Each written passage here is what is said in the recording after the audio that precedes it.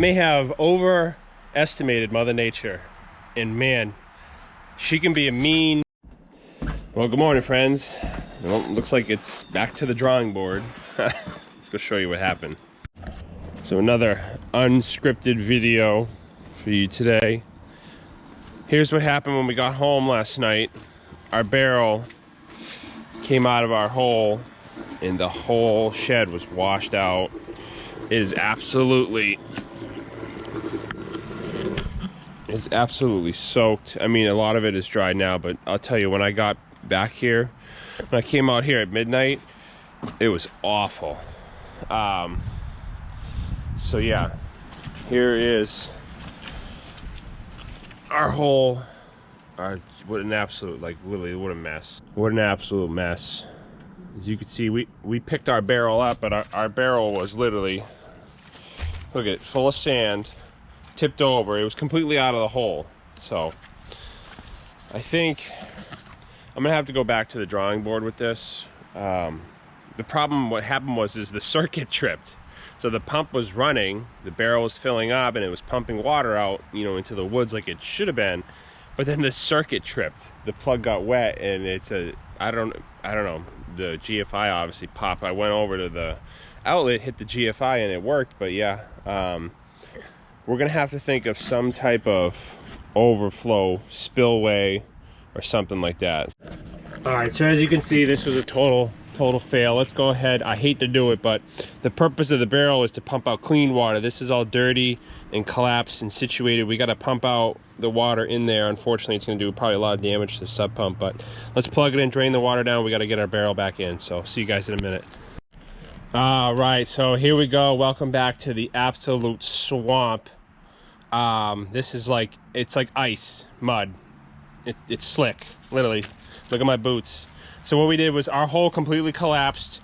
We couldn't run the sub pump long because we were sucking up literally silt and dirt. It's supposed to downpour the next 2 days. So at first we were filling the wheelbarrow up, but then the wheelbarrow was too damn heavy to move. So it's an absolute nightmare. This is an absolute nightmare. It seemed like a good idea in theory. If you watch, I don't know if it's last video or the beginning of this video, I don't know where the editing is going to happen, but our perimeter drain here is too low to extend underneath our shed. So we have to do some type of barrel catchment system. So we just dumped 2 loads of crushed stone in there from the barrel. Let's go ahead, tamp it down, see if we can get our barrel back in there. We're going to Home Depot today. As soon as my father-in-law comes out. We're going to Home Depot today. We're gonna get a sub pump float switch, so that way it'll activate when the water gets up halfway up our barrel or whatever. So anyways, let's continue on.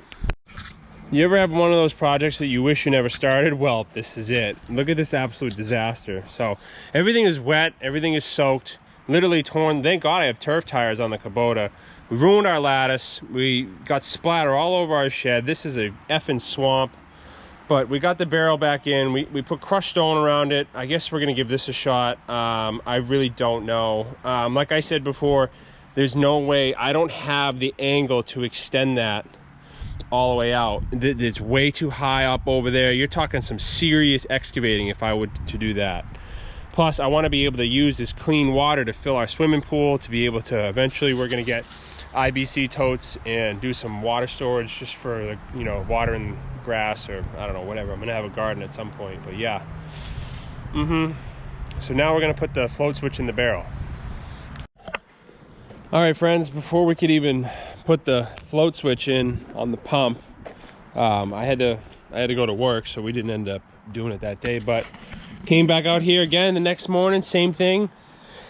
Mother Nature has yet again tossed out our barrel.